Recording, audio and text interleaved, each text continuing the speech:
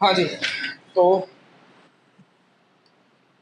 भैया किसी ने बोला है मेरे से 11th पढ़ाने की, तो आज मैं पी ब्लॉक 11th वाला कंप्लीट करवा देता हूँ। आप में से भाई साहब किसी एक की डिमांड थी कि पहले 11th वाला करवा दीजिए, तो 11th वाला सुन लो।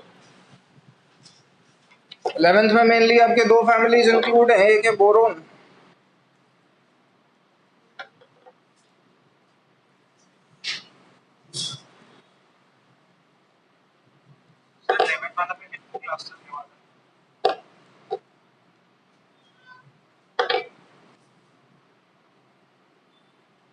ऑडियो अपना ऑफ रखिएगा भैया प्लीज, है ना। 11th में आपके दो फैमिलीज इंक्लूड है, एक है बोरोन और एक है कार्बन। कार्बन के अंदर सिलिकन सिलिकेट्स की फॉर्म में दिया हुआ है। ये सिलिकेट्स हम पढ़ेंगे केमिकल बॉन्डिंग में। बोरोन और एल्यूमिनियम अपन देखेंगे पूरा पूरा, कार्बन देखेंगे अपन पूरा, ठीक है। मैं पहले रिएक्शंस के बेसिस पे बता देता हूँ, फिजिकल प्रॉपर्टीज तो 2 मिनट का खेल है। रिएक्शन थोड़ा सा ध्यान रखने वाली बातें हैं, तो रिएक्शन पे थोड़ा सा ध्यान दीजिएगा।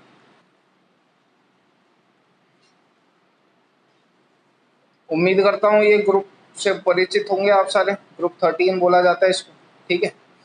अब इस ग्रुप 13 की कुछ एक रिएक्शंस हैं। मेनली अपने सिलेबस में जो रिएक्शंस है वो बोरोन और एल्यूमिनियम की हैं। आपको इन्हीं दोनों की रिएक्शंस याद रखनी है। जैसे बोरोन एक्चुअल में दो तरीके का एग्जिस्ट करता है। मैं इसके अंदर एक फॉर्मूला या एक पैटर्न कॉमन लेते हुए चलूंगा, वो कुछ इस प्रकार का है कि सबसे पहले अपन करते हैं बीए, फिर अपन करते हैं एमबीए, फिर अपन करते हैं टीबीए और लास्ट में अपन बन जाते हैं बेटा बॉस। कहने का मतलब मेरा ये है, बीए का मतलब है बोरिक एसिड, BOH का होल थ्राइस। एमबीए का मतलब है मेटाबोरिक एसिड HbO2। टीबीए का मतलब टेट्राबोरिक एसिड H2B4O7, नाम में टेट्रा आ रहा है। और बोरोन ऑक्साइड का मतलब B2O3। करना क्या है, ये पैटर्न मैंने क्यों लिख दिया इनिशियली, क्योंकि मैं बार बार इसका रेफरेंस दूंगा। याद रख लो तो ठीक है। आप में से कोई है ऐसा जिसको नोट डाउन करने का है ये तो बता दो, वरना मैं तेज पढ़ा दूंगा। फिर बाद में कचपच मत करना मेरे आगे। आप में से कोई है ऐसा जिसको नोट डाउन करना हो तो मैं रुकूं, वरना मैं आगे बढ़ जाऊंगा। तुम में से करना किसी को, ठीक। तो BOH के होल थ्राइस को जब आप हीट करोगे तो HbO2 बनेगा, थोड़ा और हीट करोगे तो H2B4O7 बनेगा, थोड़ा और हीट करोगे तो बोरोन का ऑक्साइड बनेगा, ठीक है। ये साइकिल आपको ध्यान रखनी है सीधे सीधे। रेफरेंस कहाँ लेंगे समझ लीजिएगा थोड़ी देर में। होता क्या है, ये पूरी साइकिल प्रोसीड करवाने के बाद, B2O3 को आप एक्चुअल में दो कैटेगरी में बांटते हो। अगर B2O3 को मैं सोडियम या मैग्नीशियम के प्रेजेंस में रिएक्ट करवाता हूं, या फिर आप एल्यूमिनियम के प्रेजेंस में रिएक्ट करवाते हो, तो बनता क्या है, Na2O, MgO। सोडियम के रेस्पेक्ट में B2O3 को हीट करवाओगे तो Na2O बनेगा। मैग्नीशियम के रेस्पेक्ट में B2O3 को हीट करवाओगे तो MgO बनेगा। एल्यूमिनियम के रेस्पेक्ट में B2O3 को हीट करवाओगे तो Al2O3 बनेगा। सर इसमें अलग क्या है, डिफरेंशिएट क्या कर दिया, हर जगह आपने ऑक्साइड ही बनाया है बस। तो भैया डिफरेंस आ जाता है जो दूसरा बाय प्रोडक्ट है उसके अंदर। एक्चुअल में यहाँ पे जो बोरोन बनता है और यहाँ पे जो बोरोन बनता है, इन बोरोन में डिफरेंसेस है बेटा।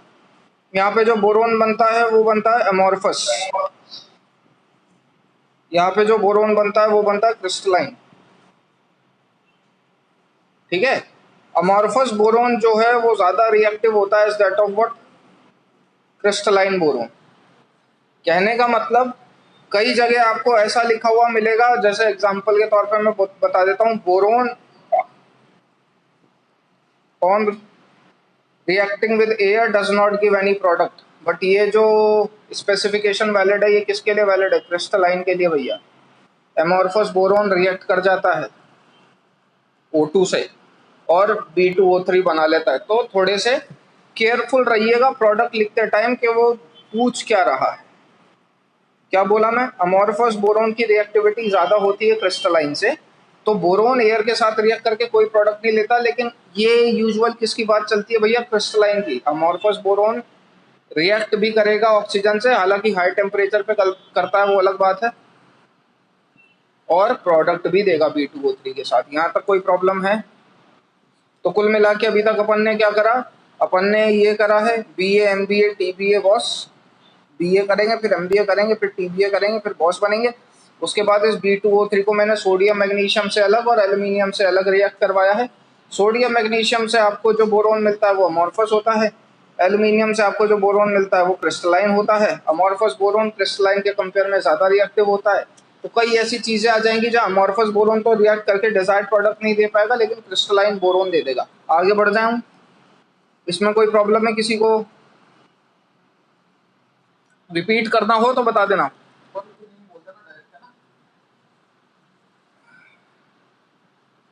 चलिए, तो बोरोन और एल्यूमिनियम साइमल्टेनियसली प्रॉपर्टीज देखते हुए चलेंगे। बोरोन एयर के साथ कोई रिएक्शन शो नहीं करता, ठीक है, ऐसा लिखते हैं बढ़िया ढंग से। बोरोन और एल्यूमिनियम एयर के साथ कोई प्रोडक्ट नहीं देते। रीजन, बोरोन का जो स्ट्रक्चर होता है वो 3D नेटवर्क स्ट्रक्चर होता है, ठीक है। एल्यूमिनियम क्या करता है? एल्यूमिनियम एक्चुअल में प्रोटेक्टिव ऑक्साइड की लेयर बना लेता है।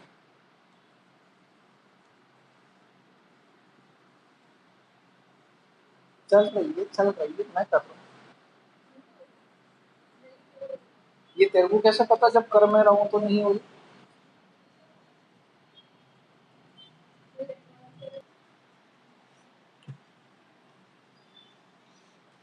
हाँ हाँ जी, तो बोरोन जो है वो 3D नेटवर्क स्ट्रक्चर बनाता है, एल्यूमिनियम क्या है? प्रोटेक्टिव ऑक्साइड की लेयर बना लेता है। प्रोटेक्टिव ऑक्साइड की लेयर बनाने की वजह से फर्दर ऑक्सीजन एल्यूमिनियम के साथ रिएक्ट नहीं कर पाती, सेम बोरोन भी नहीं कर पाता। कौन से बोरोन की बात हो रही है यहाँ पे भैया? अमॉर्फस की। ज्यादा भेजा ना चलाएं, अलग से सवाल मत पूछ लीजिएगा कि सर इसमें क्रिस्टलाइन ले लेंगे तो क्या होगा। जिसमें बोरोन में ऊंच नीच आ रहा होगा कुछ, मैं अपने आप मेंशन कर दूंगा अमॉर्फस और क्रिस्टलाइन। जहां मैं डायरेक्ट लिख दूं नहीं रिएक्ट कर रहा, तो समझ जाना कि वहां दोनों अमॉर्फस और क्रिस्टलाइन कंसिडर कर लिए गए हैं, ठीक है। सो बोरोन एल्यूमिनियम एयर के साथ कोई भी रिएक्शन शो नहीं करता, एक अपने को ये ध्यान रखना है। दूसरा, बोरोन NaOH के साथ रिएक्ट करके NaAlO2 plus Na2O plus H2 बनाता है। एल्यूमिनियम NaOH के साथ रिएक्ट करके NaAlO2 plus Na2O, sorry NaBO2, aluminium NaOH के साथ रिएक्ट करके NaLO2 plus Na2O plus H2 बनाता है। भावनाएं समझिए, ये रिएक्शन आपको जनरली हर जगह मिल जाएगी, लेकिन ये वाली जो रिएक्शन होगी कई जगह आपको दिख जाएगा कि बोरोन NaOH के साथ रिएक्ट करके कोई प्रोडक्ट नहीं देता। बिल्कुल सही बात है, कोई गलत नहीं लिखा हुआ। बेटा बोरोन NaOH के साथ रिएक्ट करके नॉर्मल कंडीशंस पे कोई प्रोडक्ट नहीं दे सकता है।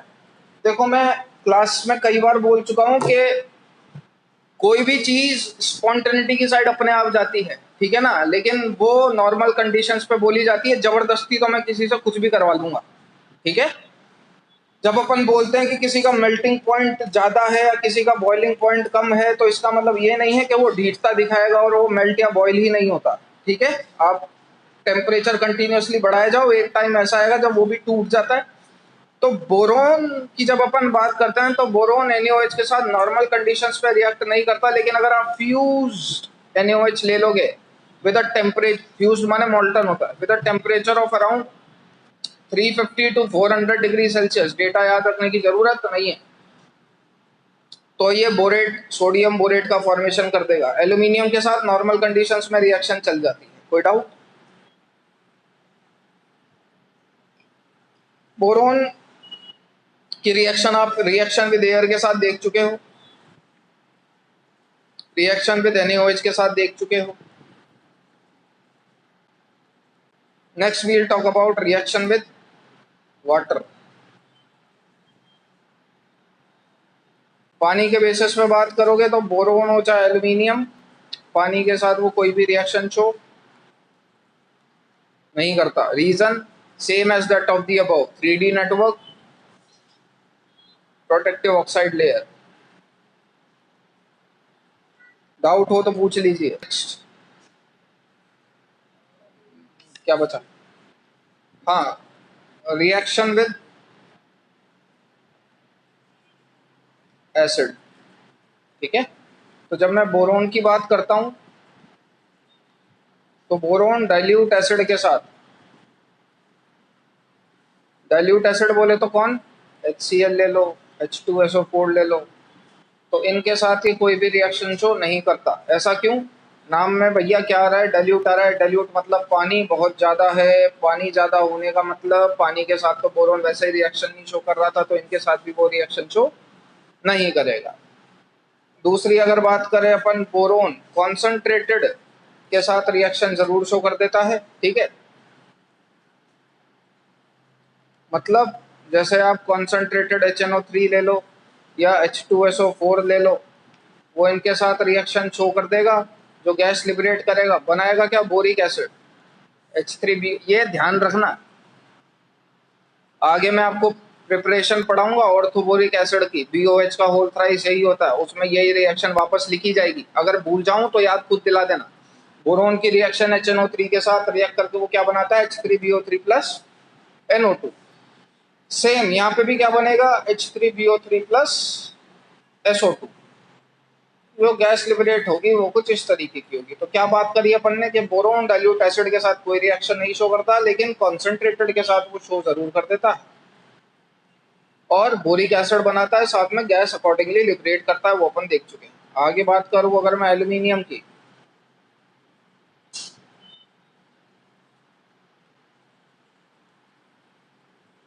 तो एल्यूमिनियम के साथ, एल्यूमिनियम डाइल्यूट HCl के साथ रिएक्शन शो कर देता है और बना लेता है AlCl3। अगर डाइल्यूट के साथ कर गया तो कॉन्सेंट्रेशन के साथ तो प्लस H2, ऑब्वियस सी बात है ना। अगर डाइल्यूट के साथ कर दिया तो कॉन्सेंट्रेशन के साथ तो कर ही देगा। Aluminium on reacting with concentrated H2SO4 form Al2SO4 का होल थ्राइस प्लस H2। तो कुल मिला के क्या बात करी, बोरोन डाइल्यूट एसिड के साथ कोई रिएक्शन नहीं शो करता, वो कॉन्सेंट्रेटेड के साथ शो करता है।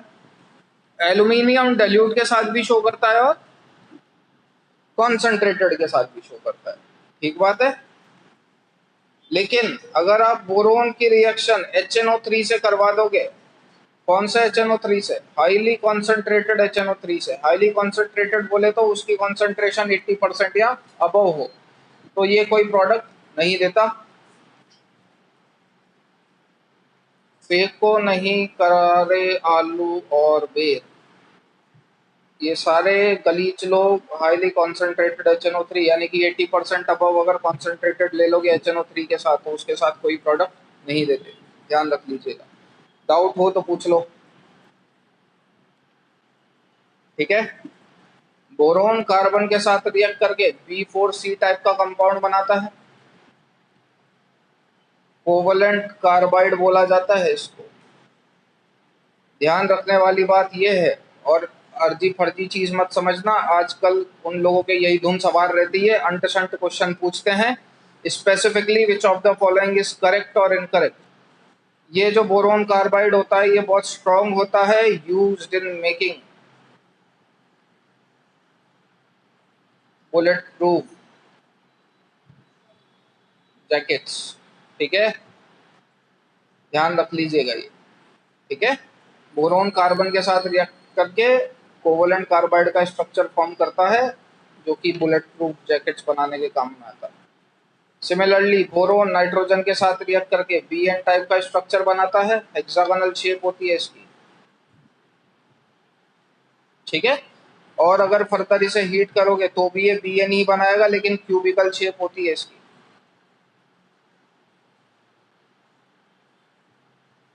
ठीक है। मतलब हाई, हालांकि ये आगे लिखवाऊंगा मैं, हाई टेम्परेचर और हाई प्रेशर पे, ये हाई टेम्परेचर पे बनता है। इसके बाद अगर और ज्यादा टेम्परेचर और ज्यादा प्रेशर बढ़ा दोगे तो फिर ये बनेगा, यानी कि हेक्सागोनल से वो क्यूबिकल फॉर्म में कन्वर्ट हो जाता है। क्या कर रही है तू? हाँ? ठीक, आगे बढ़े। चल, एक सेकंड में देख लूं बच क्या गया।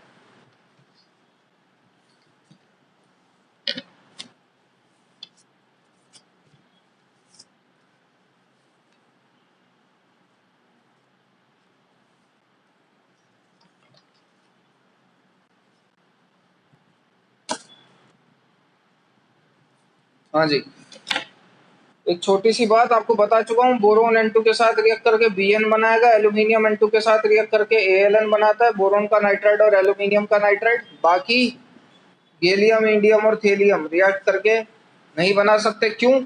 क्योंकि नाइट्रोजन और नाइट्रोजन के बीच में होते हैं 3 bond and energy required to break these triple bond is quite high. इनकी औकात नहीं होती कि इनके बीच के तीनों बॉन्ड को तोड़ दे। एक छोटी सी बात ये और ध्यान रखिएगा। आगे आपको H3BO3 की प्रिपरेशंस ध्यान रखनी है कि H3BO3 किन किन मेथड से बनता है। ठीक है, आप BCl3 की रिएक्शन H2O से करवा दो, आप B2H6 की रिएक्शन H2O से करवा दो, आपको मिलेगा H3BO3 प्लस HCl, आपको मिलेगा H3BO3 प्लस H2। आप बोरोन की रिएक्शन कॉन्सेंट्रेटेड HNO3 से करवा दो, आपको H3BO3 मिलेगा। और कोई सी रिएक्शन अपन भूल रहे हैं क्या?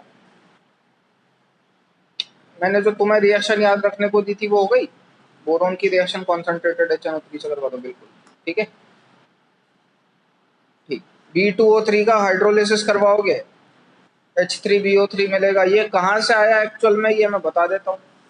ये वहीं से आया है जो आप पहले से ही पढ़ चुके हो, BA, MBA, TBA और बोरिक एसिड। जब आप लेफ्ट टू राइट जा रहे हो तो आप एक्चुअल में हीट कर रहे हो, इनडायरेक्टली रिमूवल ऑफ वाटर है। जब आप राइट टू लेफ्ट जाओगे तो आप एडिशन ऑफ वाटर करोगे। ये वहीं से आया है। ये B2O3 में पानी ऐड करे जाओ, एक टाइम ऐसा आएगा जब बोरिक एसिड बना दोगे, यानी कि H3BO3। डाउट कोई?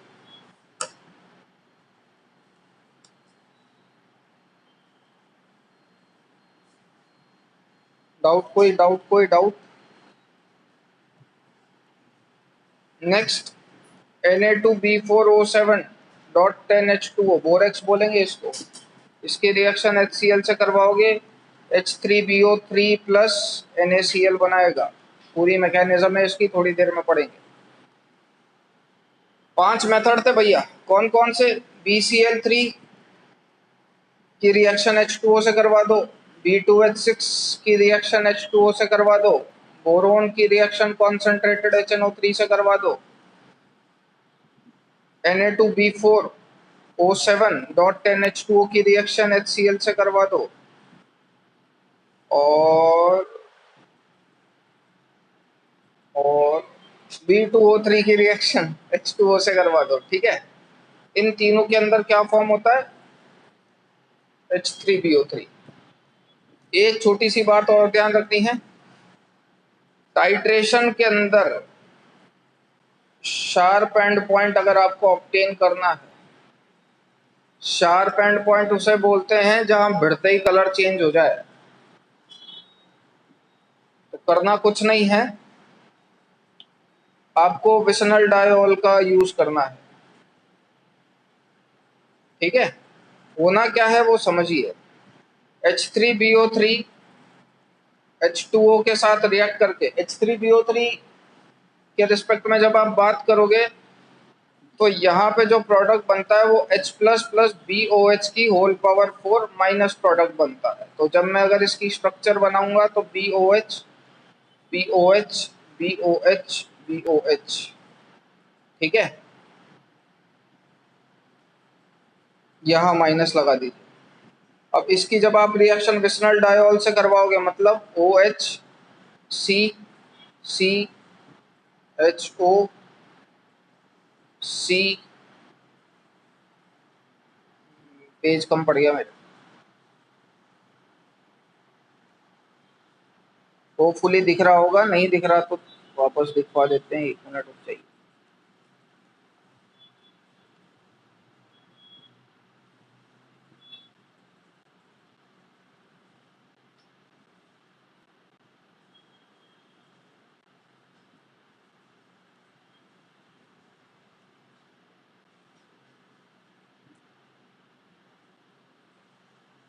ये विसनल डायोल कहलाया जाता है भैया। आजू बाजू में क्या होने चाहिए? दो OH ग्रुप होने चाहिए। करना कुछ नहीं है, पानी हटा दो सब में से।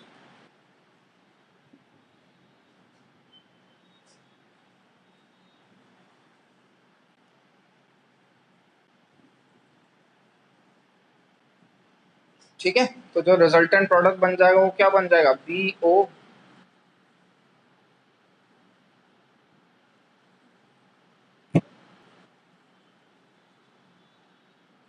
CCO।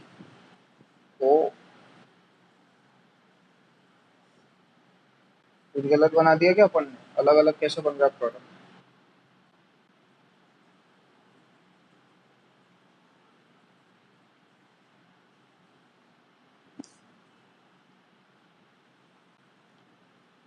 एक मिनट रुको दो।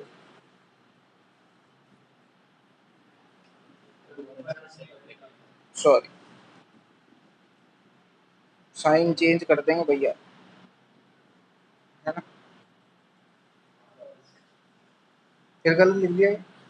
वापस से साइन चेंज करेंगे।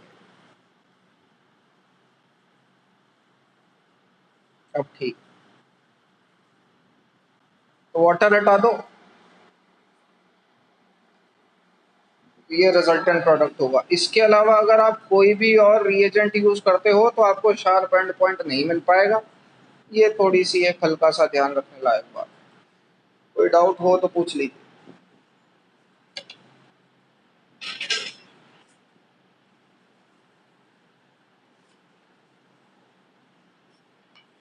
कोई डाउट हो तो पूछ लो।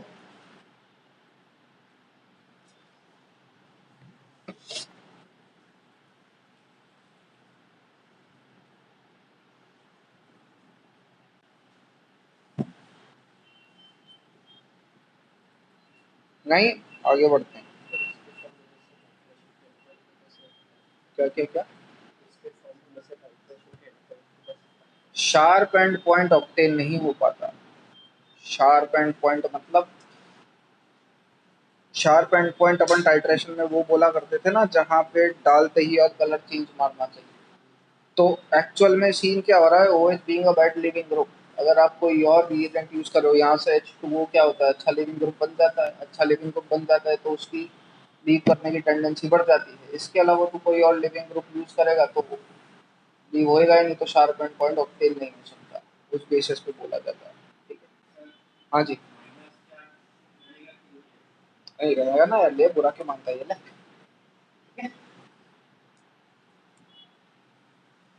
आगे ये चार्ट इतना कुछ याद रखने की जरूरत नहीं है, बट दो पॉइंट इसमें ध्यान रख लेना। B2H6 का जब ऑक्सीडेशन करवाते हो तो वो B2O3 प्लस H2O बनाता है। हाईली एक्सोथर्मिक रिएक्शन होती है, इसलिए रॉकेट प्रोपेलेंट्स के अंदर यूज किया जाता है।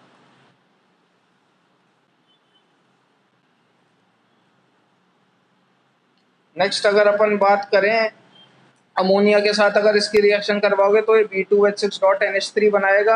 ये मैंने बांटा था दो कैटेगरी में। अगर आप इसकी लो टेम्परेचर पे रिएक्शन करवाते हो तो भैया इनऑर्गेनिक बेंजीन फॉर्म होता है। फॉर्मूला पूछा जा सकता है आपसे। अगर आप इसकी हाई टेम्परेचर पर रिएक्शन करवाते हो तो BN फॉर्म होता है। और अगर हाई टेम्परेचर, कौन सा BN? हेक्सागोनल वाला। इनऑर्गेनिक ग्रेफाइट के नाम से जाना जाता है इसको। और अगर हाई टेम्परेचर और हाई प्रेशर ले लोगे, यानी कि और ज्यादा टेम्परेचर और ज्यादा प्रेशर बढ़ा दोगे, तो भी BN फॉर्म होगा। मॉलिक्यूलर फॉर्मूला इज सेम, लेकिन शेप होगी क्यूबिकल, और बोला जाता है इसे इनऑर्गेनिक डायमंड। ये दो मोस्ट इंपॉर्टेंट रिएक्शंस होती हैं जो आपको इस कैटेगरी में ध्यान रखना।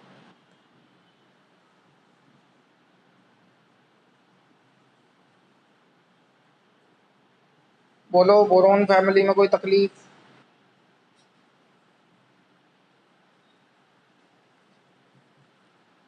बाकी रेस्ट इतना कुछ याद रखने की जरूरत नहीं।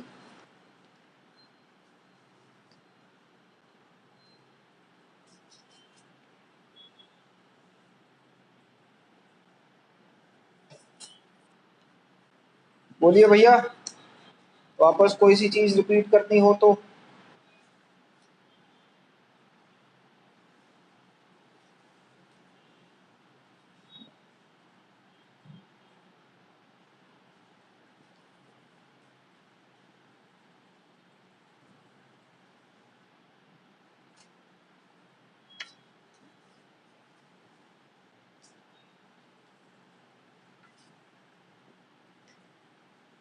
चलो नेक्स्ट B2H6 आता है, बताने की जरूरत है नहीं, काफी बार पढ़ चुके होंगे।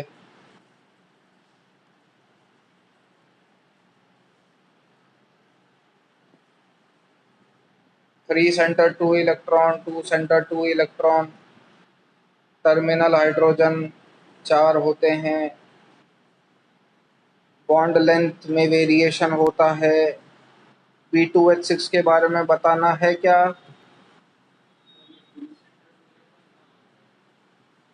बेटा ये देख, ये जो टर्मिनल वाले होते हैं, जहां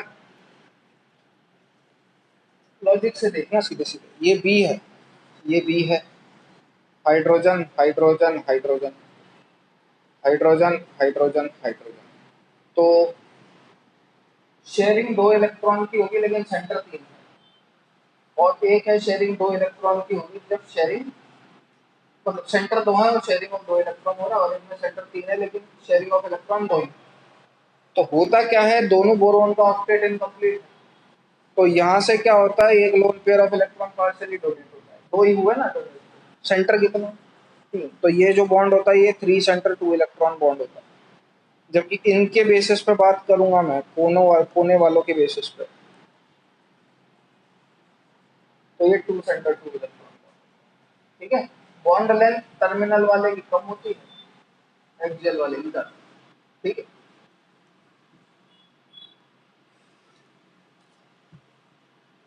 अगर किसी को याद ना भी हो तो फिक्र करने की जरूरत नहीं है, केमिकल बॉन्डिंग में पूरा का पूरा टॉपिक आएगा, ठीक है।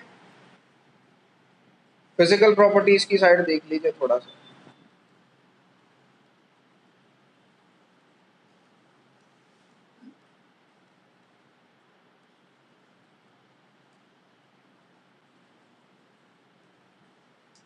बोरोन नॉन मेटल होता है, इसके अलावा रेस्ट ऑल आर मेटल्स, ठीक है। 3D नेटवर्क स्ट्रक्चर होता है इसका,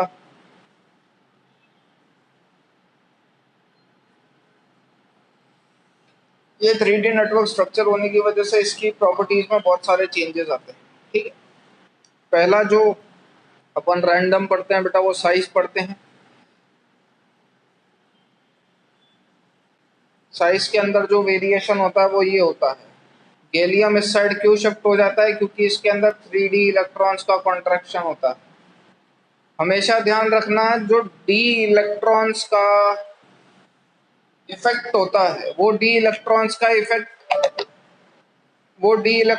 इफेक्ट डी ब्लॉक पे मैक्सिमम होता है, ठीक है। जैसे जैसे आप डी ब्लॉक से दूर जाते जाते हो, जैसे बोरोन के बाद अगर मैं जाऊंगा सपोज कार्बन पे, तो उस डी के इलेक्ट्रॉन्स का इफेक्ट कम होता जाएगा और उसकी वजह से काफी सारी प्रॉपर्टीज में चेंज आता है। बोरोन के अंदर काफी सारी प्रॉपर्टीज में एक्सेप्शन है फिजिकल में, तो ध्यान रख के जाओगे तो ठीक रहेगा। आगे आयनाइजेशन एनर्जी की अगर अपन बात करें, तो आयनाइजेशन एनर्जी वाला एक्सेप्शन आप मोस्ट प्रोबेबली 11th में पढ़ चुके हो, 15324 के नाम से बताया गया था। ये 1 2 3 4 5, ठीक है। आयनाइजेशन एनर्जी रेडियस के इन्वर्सली प्रोपोर्शनल होती है, टॉप टू बॉटम बढ़ेगी, आयनाइजेशन एनर्जी घटेगी। बोरोन की सबसे ज्यादा होती है, देन थेलियम की, देन गैलियम की, देन एल्यूमिनियम की, एंड देन इंडियम, ठीक है। यहाँ तक कोई शंका हो तो पूछ लीजिए।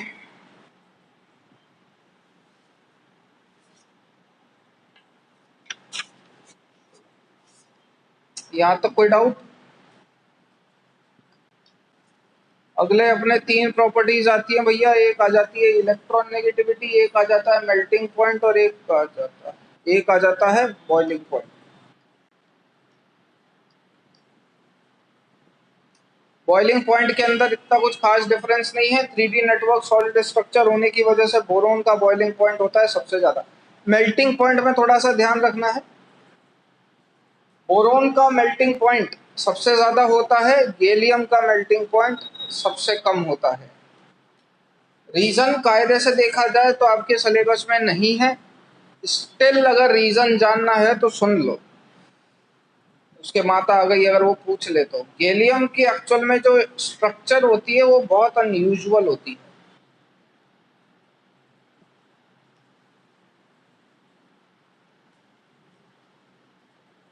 मतलब ये एन आइसोट्रोपिक इन नेचर होता है,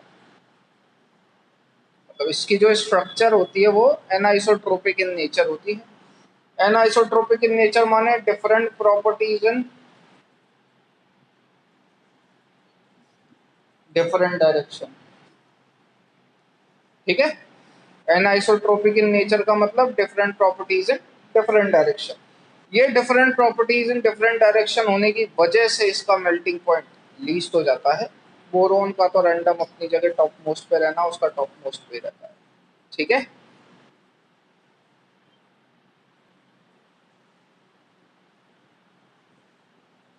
मेल्टिंग पॉइंट इस बॉइलिंग पॉइंट के अंदर मेरे ख्याल में कोई फर्क नहीं है, बिल्कुल नहीं है, ठीक है। इलेक्ट्रॉन नेगेटिविटी के बेसिस पे ध्यान रख लेना। याद रखने का सड़ा तरीका क्या बता देता हूँ। B A L G A I N T L, ये आपके एलिमेंट्स है। बोरोन की इलेक्ट्रॉन नेगेटिविटी सबसे ज्यादा होती है, उसके बाद उल्टा कर देना, T L I N G A L, ठीक है। रीजन इसका poor shielding effect of 4f electrons होता है,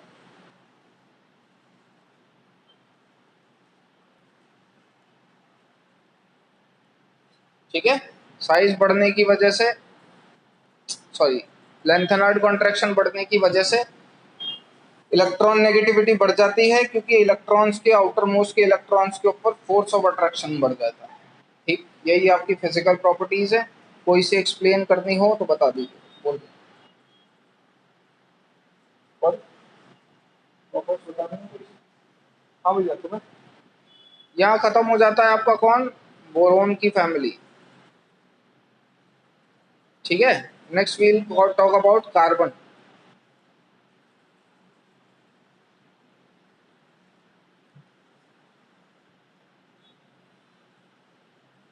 वही सेम करूंगा मैं पहले आपको कुछ प्रॉपर्टीज के बारे में बताऊंगा, फिर बात करेंगे अपन बाकी चीजों के बारे में।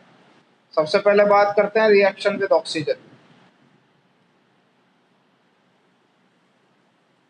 तो ऑक्सीजन के साथ रिएक्ट करके ये ईओ या ईओ2 टाइप का कंपाउंड बनाता है, मतलब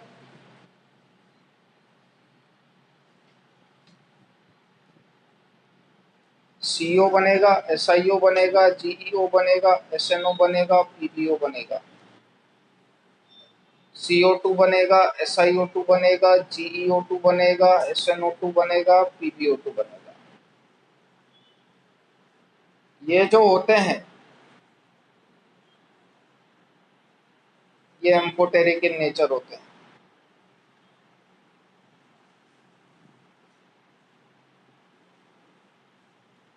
ये जो होते हैं एसिडिक इन नेचर होते हैं। ये महोदय न्यूट्रल इन नेचर होते हैं।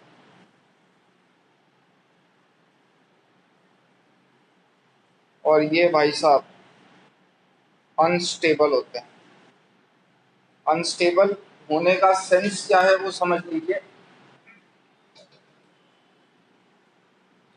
ऐसा नहीं है कि एसआईओ बन नहीं सकता, मैं आपको पहले ही बता चुका हूं कि जबरदस्ती करवाने पे आओगे तो सब कुछ हो जाएगा। एसआईओ बनता है लेकिन बहुत ज्यादा हाई टेम्परेचर पर बनता है, बहुत ज्यादा मशक्कत करवाता है बनने के लिए। मतलब आपको अमाउंट ऑफ टेम्परेचर SiO2 को बहुत ज्यादा हद के पार हीट करना पड़ेगा, तब जाके सिलिकॉन ऑक्साइड बनता है।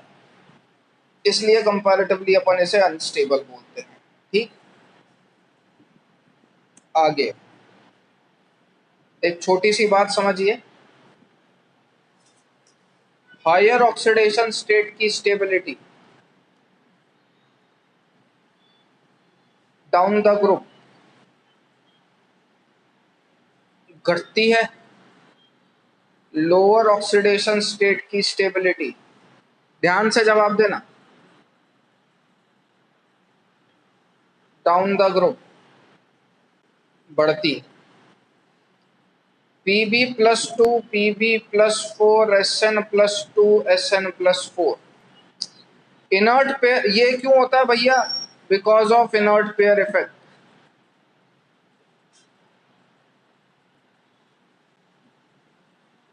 अब इनर्ट पेयर इफेक्ट जो होता है वो 6th पीरियड से लगना चालू होता है। बताओ Pb+2 और Pb+4 में कौन ज्यादा स्टेबल, और Sn+2 और Sn+4 में कौन ज्यादा स्टेबल?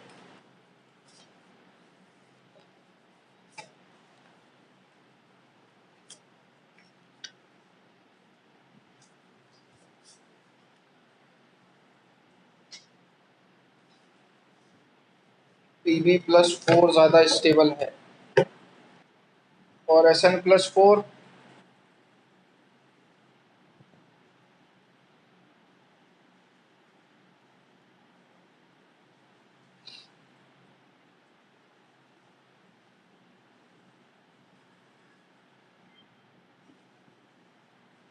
और Sn+4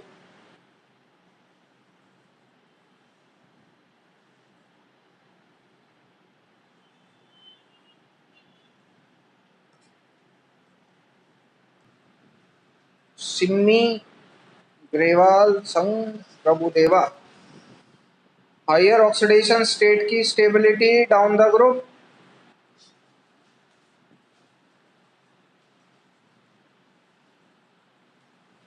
घटती है, लोअर ऑक्सीडेशन स्टेट की स्टेबिलिटी डाउन द ग्रुप बढ़ती है। तो PB inert pair effect 6th से चालू होता है, ये दूसरा, तीसरा, चौथा, पांचवा, छठा। तो हायर वाले की स्टेबिलिटी डाउन द ग्रुप घट रही है ना भैया, डिक्रीज हो रही है। तो Pb+2 और Pb+4 में स्टेबल कौन?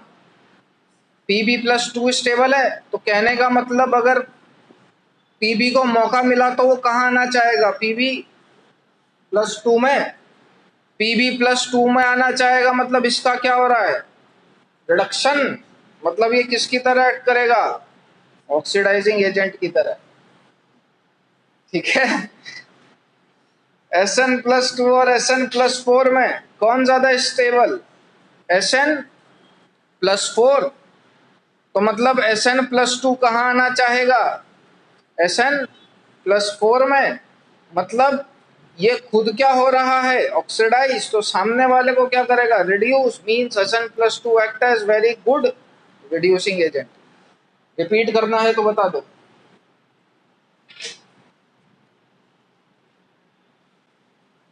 रिपीट करना है तो बता दो।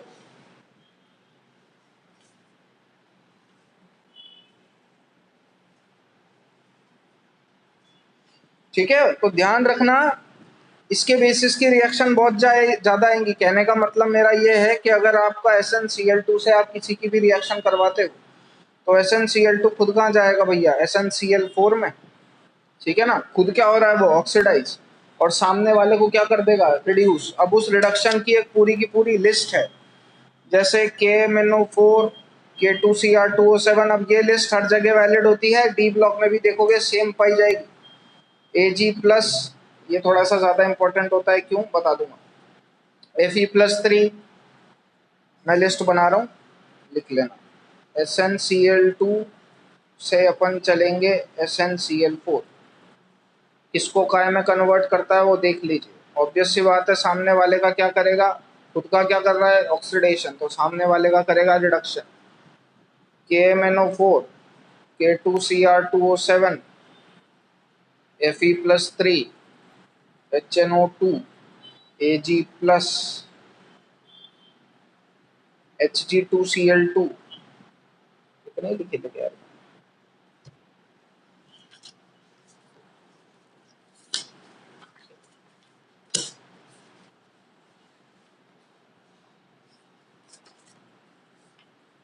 K2O2 और Bi3+। ठीक है, MnO4 को ये Mn+3 में बदलेगा, K2Cr2O7 को ये Cr+3 में बदलेगा। Fe+3 को ये Fe+2 में बदलेगा, HNO2 को NO2 को ये NO में बदलेगा, Ag+ को ये Ag में बदलेगा, Hg2Cl2 को Hg में बदलेगा, K2O2 को K2O में बदलेगा, Bi3+ को Bi में बदलेगा। यहाँ क्या ध्यान रखें,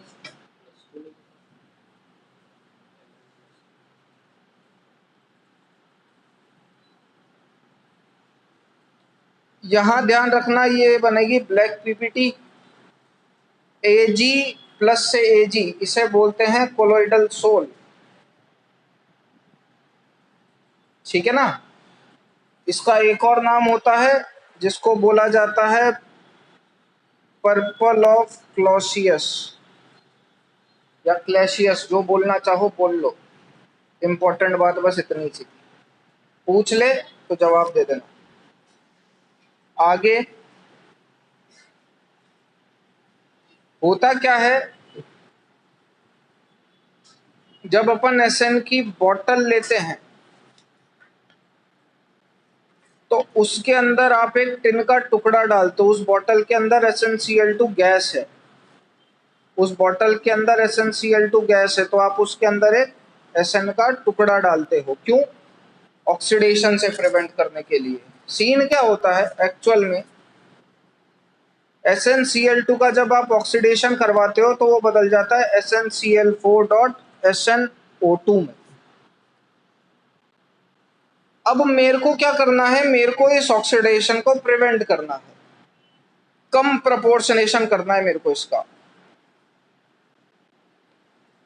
स्पेलिंग गई,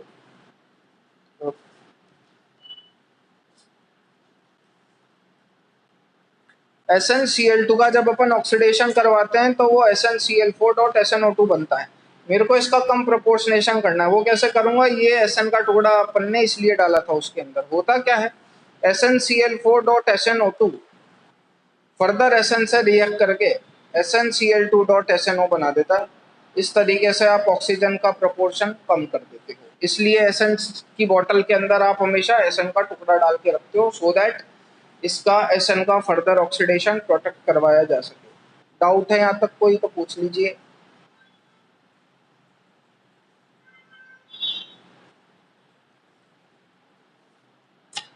यहाँ तक कोई डाउट हो तो पूछ लीजिए।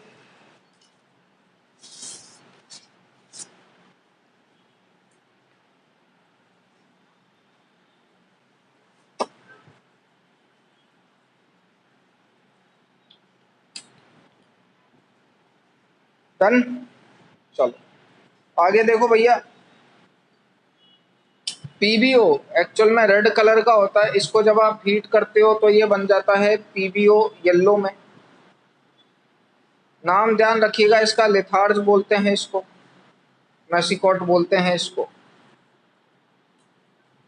ठीक है। PbO को जब आप हीट करोगे PbO रेड को, तो वो PbO येलो में बदलता है। नाम ध्यान रख लीजिएगा, लिथार्ज और मैसिकॉट। इसका एक पूरा का पूरा प्रोसीजर है। यहाँ मैंने ध्यान रखना सिंपल हीट करवाया है, अगला जो मैं हीट करवाऊंगा वो प्रेजेंस ऑफ ऑक्सीजन में करवाऊंगा। प्रेजेंस ऑफ ऑक्सीजन में जब आप करवाते जाओगे तो ऑब्वियस सी बात है ऑक्सीडेशन होता जाएगा, ऑक्सीडेशन होता जाएगा तो परसेंटेज ऑफ ऑक्सीजन बढ़ती जानी है। PbO को जब आप हीट करवाओगे in the presence of oxygen तो ये बनाएगा Pb3O4, और हीट करवाओगे in the presence of oxygen तो बनाएगा Pb2O3, और हीट करवाओगे in the presence of oxygen तो बनाएगा PbO2। ठीक है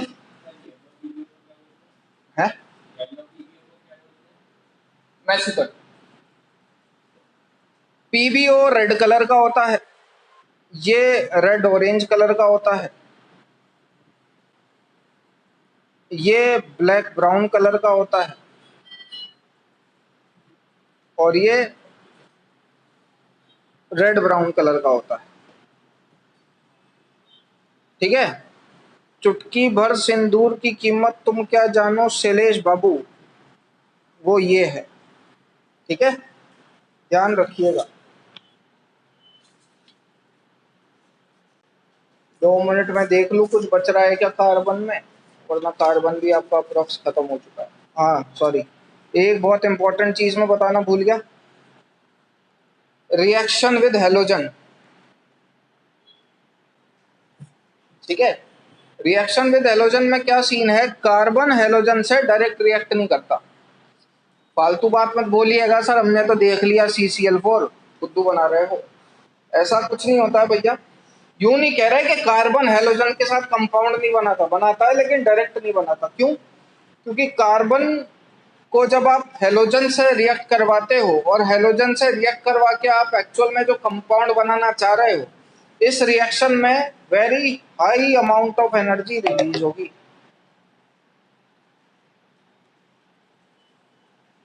very high amount of energy got released, और इतनी ज्यादा हाई अमाउंट ऑफ एनर्जी जो रिलीज हुई है, कार्बन उस एनर्जी को कंपनसेट नहीं कर पाएगा। इसलिए कार्बन डायरेक्टली हेलोजन के साथ रिएक्ट नहीं करता। इसलिए अपन क्या करते हैं, पहले मीथेन बनाते हैं, उस मीथेन को क्लोरीन से रिएक्ट करवाते हैं, फिर अपन CCl4 डालते हैं। समझ में आया क्या?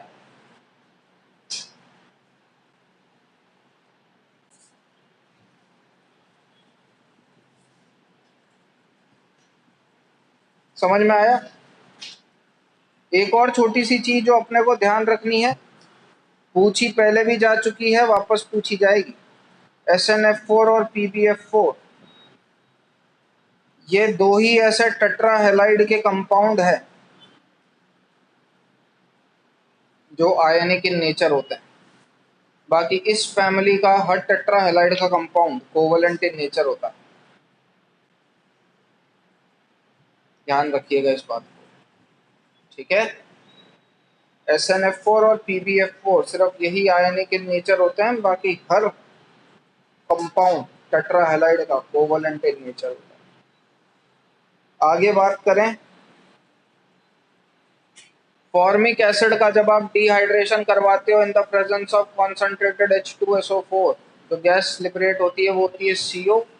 CO is a neutral gas, ठीक है। ये हीमोग्लोबिन को कार्बोक्सी हीमोग्लोबिन में बदलती है,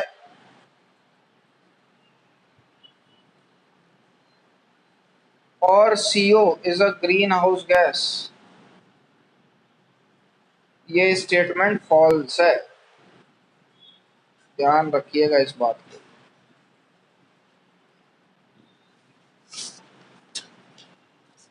कार्बन फैमिली की समाप्ति की घोषणा 2 मिनट बाद होगी। जैसे इससे पहले आपने बोरोन और एल्यूमिनियम में रिएक्शन विद वाटर पढ़ा था, यहाँ पे भी अपन रिएक्शन विद वाटर पढ़ते हैं। देखिए, कार्बन, सिलिकॉन और जर्मेनियम वाटर के साथ कोई भी रिएक्शन शो नहीं करते। Reason same, because of its 3 dimensional structure. Sn steam के साथ रिएक्शन शो कर देता है, लेड स्टीम लिख रहा हूं मैं यहाँ पे, लेड स्टीम के साथ भी कोई रिएक्शन शो नहीं करता। कार्बन की सारी रिएक्शन वाली प्रॉपर्टीज खत्म होती हैं, आपका बच रहा है सिर्फ फिजिकल प्रॉपर्टीज। सिलिकेट्स मैं पढ़ाऊंगा आपको कहाँ, केमिकल बॉन्डिंग। कोई डाउट हो अभी तक तो पूछ लो।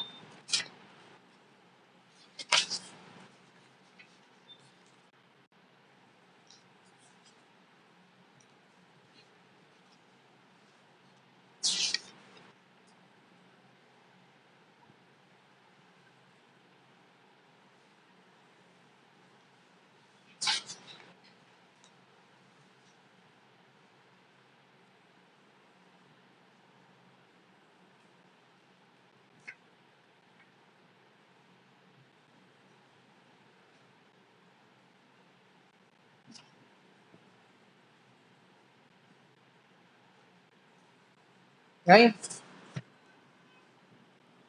आगे देखिए।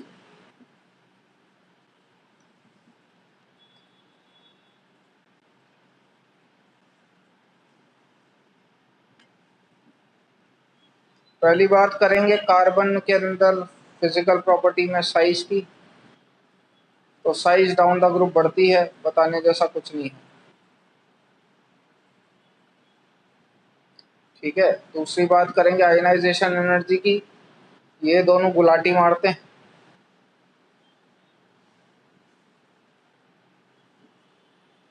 बताने की ज़रूरत नहीं है, poor shielding effect of 4f electron also known as lanthanoid contraction.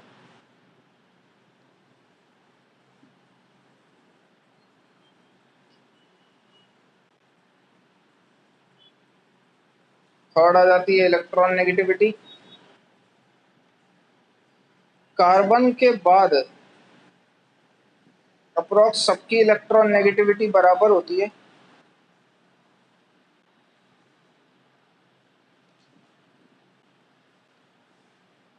एक लेड थोड़ा सा इसमें आगे निकल जाता है। क्यों? थोड़ी देर पहले मैं आपको बता चुका था कि जैसे जैसे डी ब्लॉक से दूर जाते जाओगे, डी ब्लॉक का इफेक्ट कम होता जाता है, कॉन्ट्रैक्शन कम होता जाता है। कॉन्ट्रैक्शन कम हो जाने की वजह से लेड इलेक्ट्रॉन नेगेटिविटी में इन तीनों से कंपैरेटिवली आगे निकलता जाता है।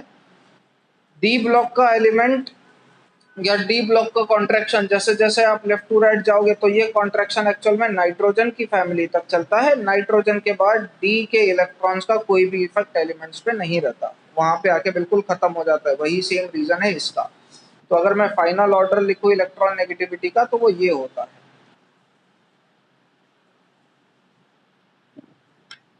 ठीक है। नेक्स्ट अगर अपन बात करें मेल्टिंग पॉइंट बॉइलिंग पॉइंट की, तो मेल्टिंग पॉइंट बॉइलिंग पॉइंट का ऑर्डर यही है।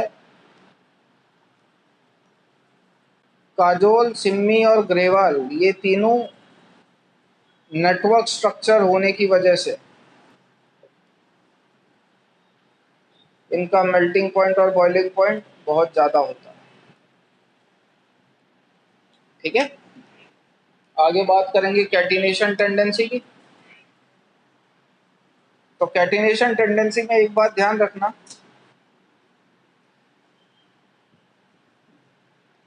पीबी की कैटिनेशन बनाने की टेंडेंसी होती नहीं।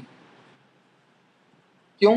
Because of it's metallic character. ठीक है। लेड कैटिनेशन टेंडेंसी में पार्टिसिपेट नहीं करता because of it's metallic character. Catenation tendency जो होती है वो डायरेक्टली प्रोपोर्शनल होती है किसकी?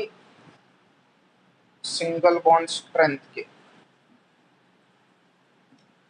जितनी ज्यादा सिंगल बॉन्ड की स्ट्रेंथ होगी कैटिनेशन टेंडेंसी कंपैरेटिवली उतनी ज्यादा होगी। इसको नोट डाउन करना हो यहाँ तक कर लीजिए। खत्म हो चुका है फिजिकल प्रॉपर्टीज।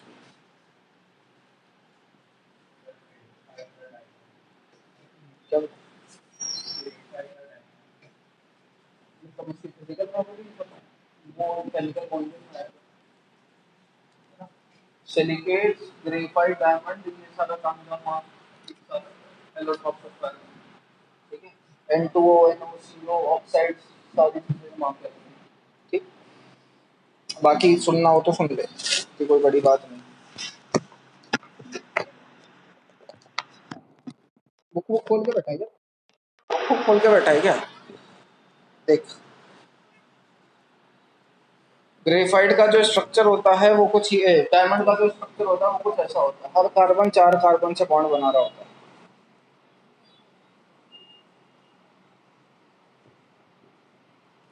ठीक है, मतलब समझ जाना। ये जो स्ट्रक्चर होता है ये हाईली कॉम्प्लिकेटेड स्ट्रक्चर होने की वजह से डायमंड का जो मेल्टिंग पॉइंट होता है, हार्डेस्ट एलिमेंट हो जाता है, वो बहुत ज़्यादा होता है। हमेशा ध्यान रखना, आयनिक बॉन्ड का जो मेल्टिंग पॉइंट बॉइलिंग पॉइंट होता है वो कोवलेंट बॉन्ड से ज़्यादा कंसिडर करा जाता है। लेकिन इसमें दो एक्सेप्शन आ जाते हैं, एक आ जाता है डायमंड और एक आ जाता है कार्बोरेंडम। बता रहा हूँ।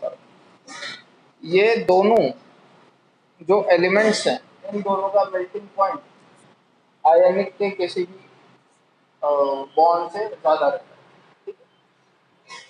आगे बात करूं अगर मैं ग्रेफाइट की, तो उसकी जो स्ट्रक्चर होती है वो लेयर्ड स्ट्रक्चर होती है। हर कार्बन 3 बॉन्ड बना रहा होता है। जैसे इस कार्बन की मैं बात करूंगा तो इधर बना रहा है, इधर बना रहा है, इधर बना रहा है। ठीक है।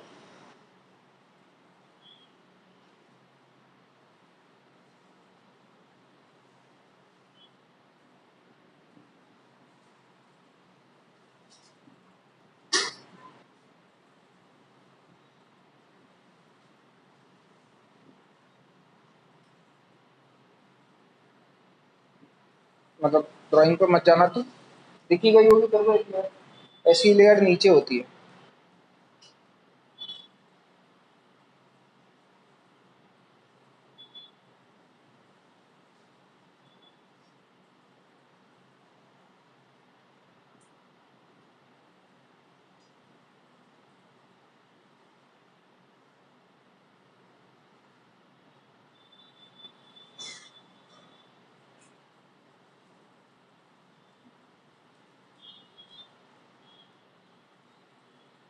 ठीक है, अब इन दोनों के बीच में जो फोर्स एक्ट कर रहा होता है वो वीक फोर्सेस होते हैं।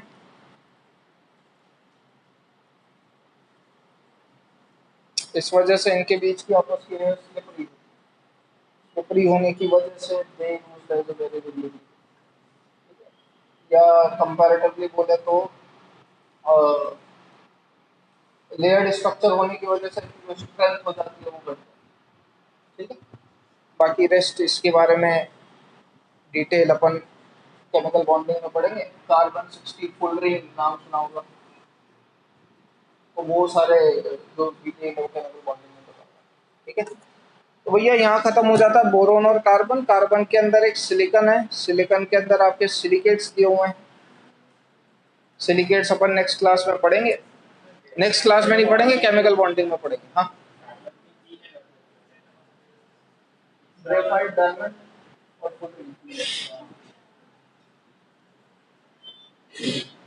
केमिकल बॉन्डिंग में पढ़ेंगे। ठीक है, तो from here will continue in the next class. चलिए, आपके बच रहा है नेक्स्ट क्लास में मैं पढ़ाऊंगा ऑक्सीजन फैमिली, तो जो श्रद्धा रखता हो इसको अटेंड करने की वो अटेंड कर लीजिएगा, and then last will move on to nitrogen. ये लेक्चर आपके ग्रुप पे शेयर कर दिया जाएगा थोड़ी देर बाद।